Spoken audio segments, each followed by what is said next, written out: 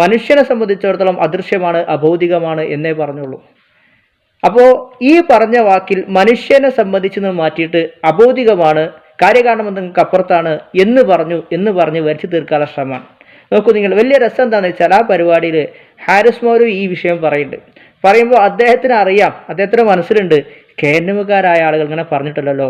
എന്നിട്ട് അദ്ദേഹം നടത്തുന്നൊരു അടവ് നോക്കൂ നിങ്ങൾ.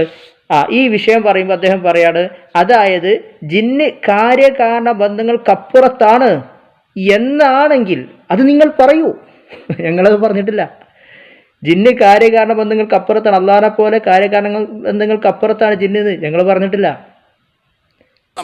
ജിന്നും മലക്കുമാരുടെ പ്രവർത്തനങ്ങളും അബൗദികമാണ്, അദൃശ്യമാണ്, കാര്യകാരണബന്ധങ്ങൾക്ക് അതീതമാണ് എന്നത് ഞാൻ സ്ഥാപിച്ചു കഴിഞ്ഞു എന്ന വിവരം പോലും MT ആരിഫും MT വിഷന്റെ ഉപജ്ഞാതാക്കളും ജിന്നുവാദികളും അതുപോലും അറിഞ്ഞിട്ടില്ല.